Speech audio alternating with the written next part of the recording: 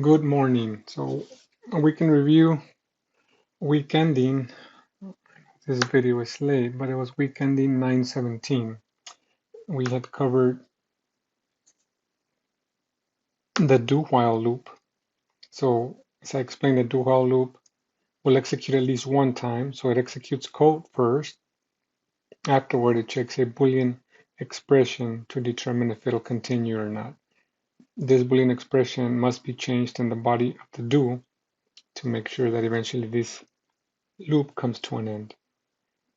We also covered the for range, which is more or less a short cut loop for iterating strings, vectors, which are lists.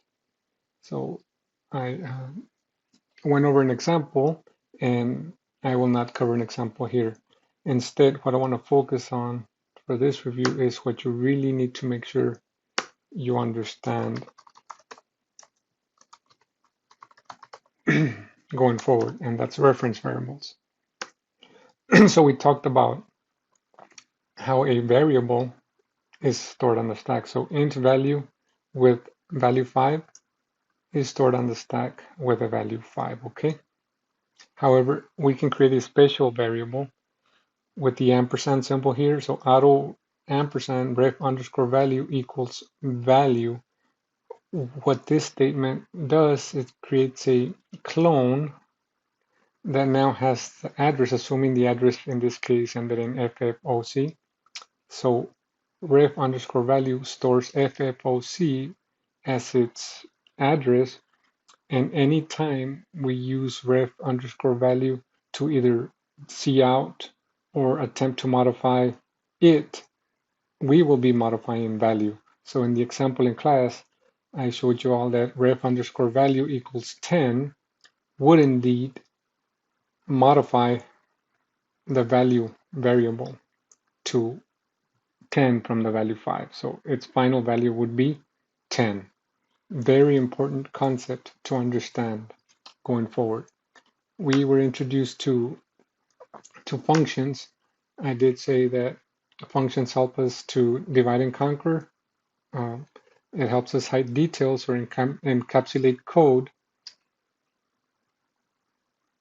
For example, the cout and cin were created by the standard library developers. We simply use it.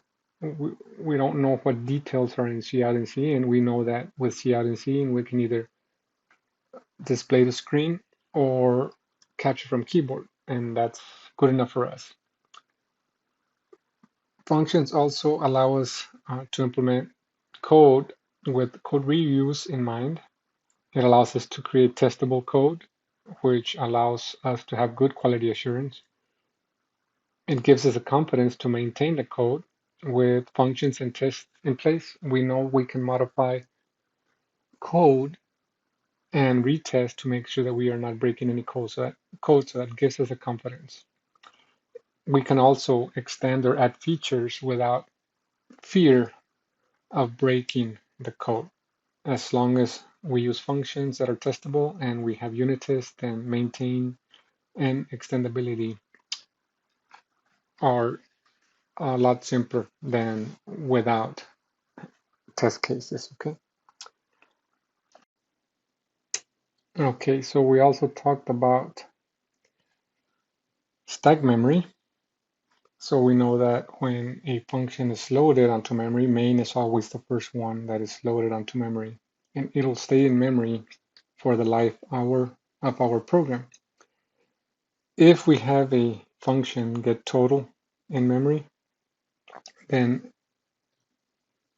not in memory, in main, when we get to the get total piece of the main code, then get total will be loaded onto memory with enough room for all its function variables, parameters, and the return value.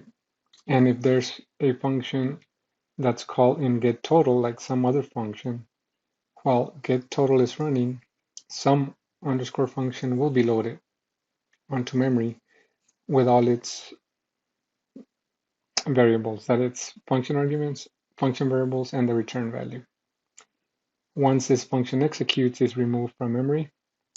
Once get total finishes executing, it is removed from memory. And finally, when our program exits, main will be removed from memory.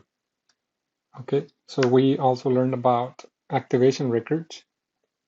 And activation records, assuming we would get a magnifying glass and see what is loaded onto the stack, then we learned that activation records have memory space for return value, function arguments, return address, meaning I need to know where to go after I finish executing, and then the local function variables, and then a base pointer that keeps track of memory within the activation record. But we will not be going into detail about what the base pointer does.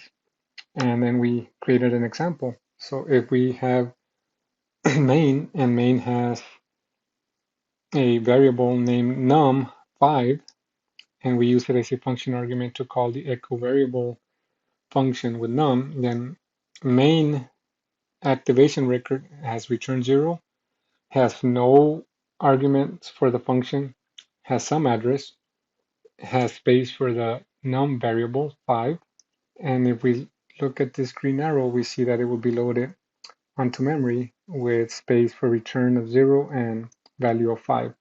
And if we get to echo variable within main, meaning echo variable is called from the main, then we know that num equals 5 is a copy of this num, meaning it is a function argument, and they are two different variables. This num and this num are two different variables, and if we load this onto the stack, then we will more or less see something like this, where the return value would be 10, num would be 5 originally, and notice there's a num here and a num here, thus a copy, thus the term value or copy parameters.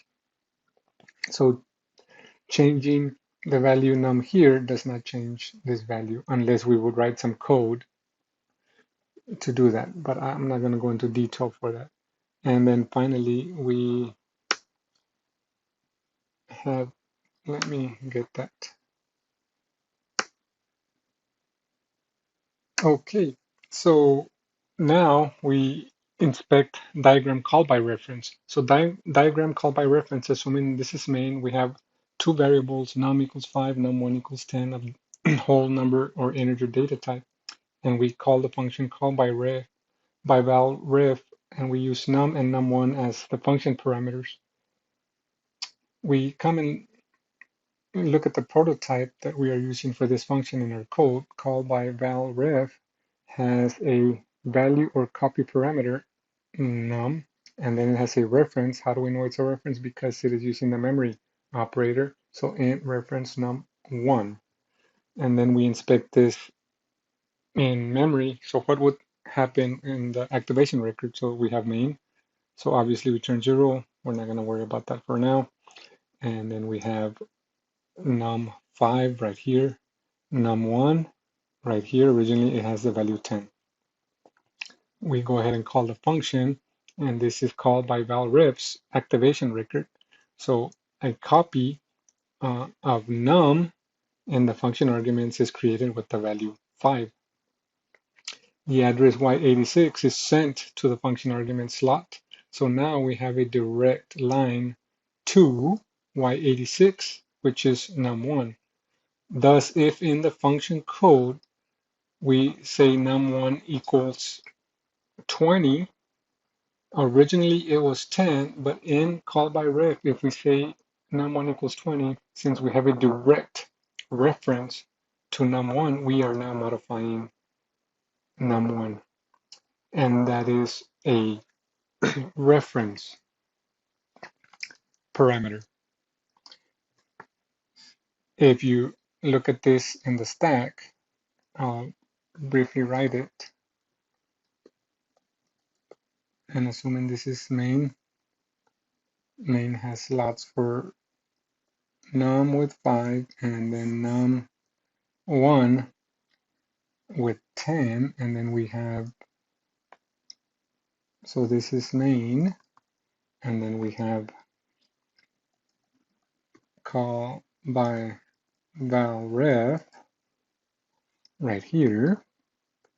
So then this would have a slot for num, a 0, and then somewhere we will be storing the address y86, which gives us a direct, assuming this is also y86, then we have a direct communication or reference to num1, which means in our function called by valref, we can modify the value. That is the most important concept you should learn from last week. Okay, and we will continue covering functions this week to fully understand them. Thank you.